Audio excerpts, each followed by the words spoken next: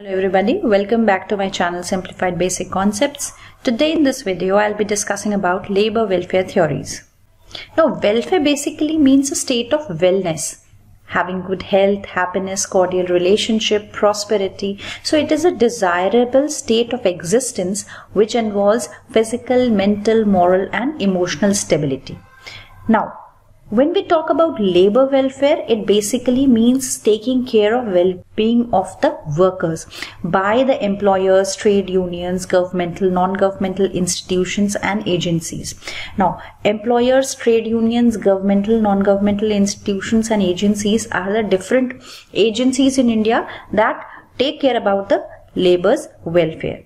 Right. So when we talk about the welfare of a labor, it basically includes those things which are done for the comfort and improvement of the employees, and it is provided over and above the wages. That is, apart from the wages, whatever thing is done by these agencies which I mentioned earlier for the comfort and improvement of the standard of living of employees, that is called as labor welfare. Right. Now, as I discussed earlier, labor welfare agencies in India are central government, the state governments, employers, workers' organizations and voluntary organizations.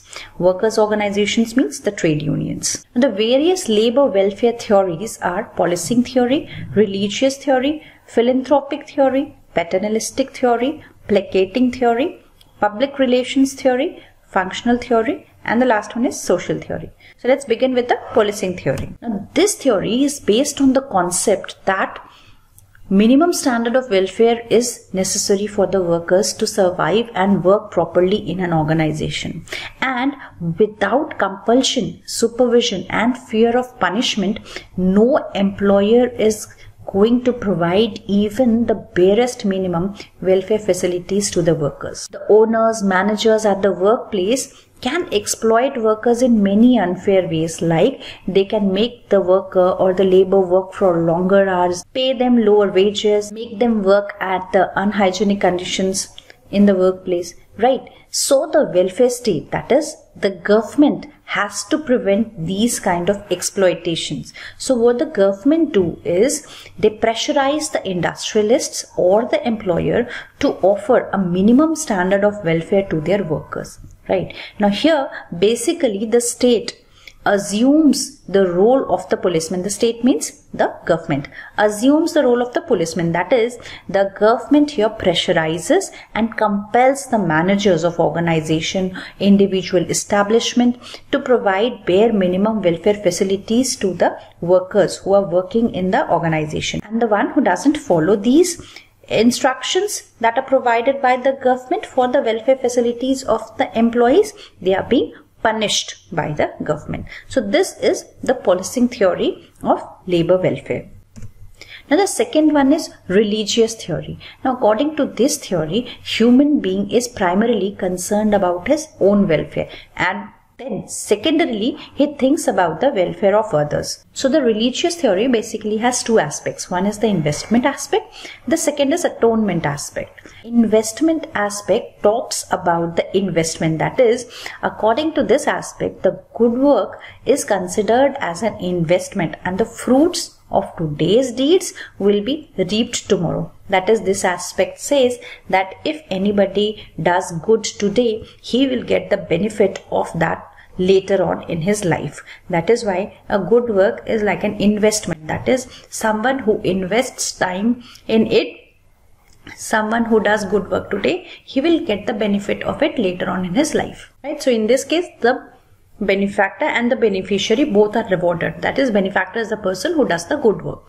So the person who is doing the good work, he is also rewarded, because once he do the good work today, he'll be getting advantage of it later on in his work, and the beneficiary is also rewarded, right? So many trust and charitable institutions in India function on the basis of this belief, and some of the employers too plan and organize canteens, creches and different welfare works based on this aspect. The second aspect of this theory is atonement aspect.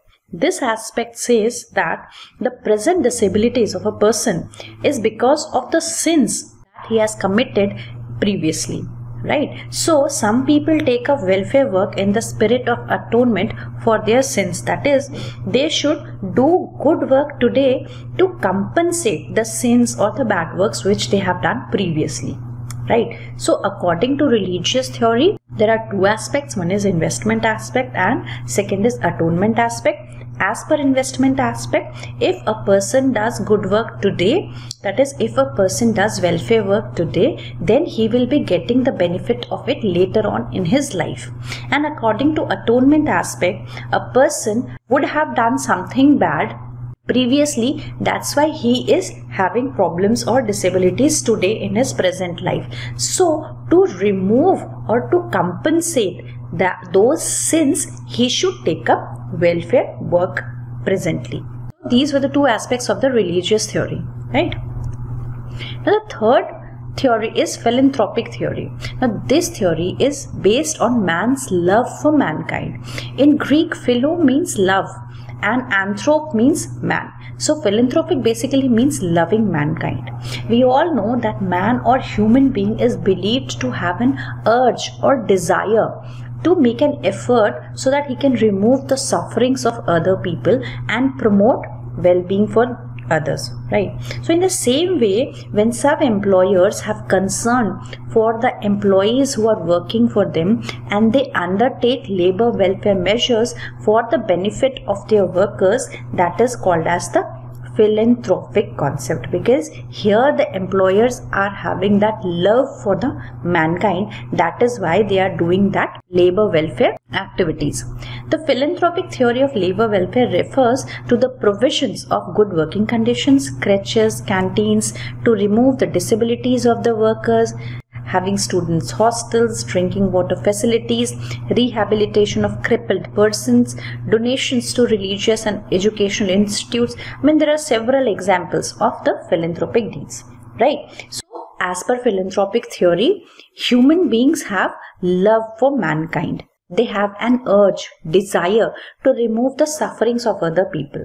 That is why employers, to remove the sufferings and to do something good for the employees who are working for them, take up the labor welfare measures. Now the next one is paternalistic theory. This is also called as trusteeship theory. Now this theory of labor welfare says that the industrialist or employers hold the total industrial estate, properties or profits. That is, the employers have major chunk of profit with them. Now these profits and properties that he uses for himself, he should also give some benefit of it to the workers and to the society. Why? Because the workers are like minors, that is, they are ignorant because of lack of education, and these workers are not able to look after their own interest. That is why the employers who have the major chunk of that profit should utilize those profits which are in his control for the well-being of employees who are working for them. Right? Now, the trusteeship theory is not actual and legal but is moral. This theory speaks more about the moral responsibilities of the employer, because of which he should take up the labor welfare activities. Now the moral responsibility here says that the employer have the major chunk of profit. Now, as the workers are ignorant because of lack of education, so they cannot take care of their own interest. That is why the employers should take care of the interest of the employees and should do certain welfare works for development of those employees, right?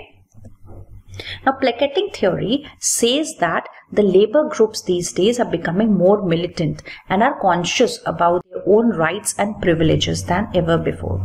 Now, demands of employees for higher wages and better standards cannot be ignored now. So, this theory says that workers are like children who are intelligent. They are becoming more aware about their rights, privileges, but they are not fully aware about these things. So in this situation, the only way to please the worker is to do welfare works for the worker or employees, right? So here, this theory says that the employers, to please the workers, should take up the labor welfare works. Okay. Now, the next one is public relations theory. This theory provides the basis for an atmosphere of goodwill between the labor and management, and also between management and public. Like the name itself speaks that this theory says that if the labor welfare programs are being taken, then it will enhance the relationship between the labor and management. Right? And this theory is based on the assumption that the labor welfare movement may be utilized to improve the relationship between labor and management. So it will basically work as a sort of advertisement that will help an industrialist or organization to build up good and healthy public relationship. Right? Next one is functional theory. This is also called as efficiency theory. Now here the welfare work is used as a means to secure, preserve and develop the efficiency and productivity of the labor. So this theory says that the welfare work which is done by the employer enhances the efficiency and productivity of the labor. So it is obvious that if an employer takes good care of his workers, then the workers too will become more efficient and will increase the production, right? So in this way there will be a healthy collaboration between the management and the union, because if the union and management will trust each other and the management will start doing good welfare work for the laborers, then because of the mutual concern there will be growth and development of the organization.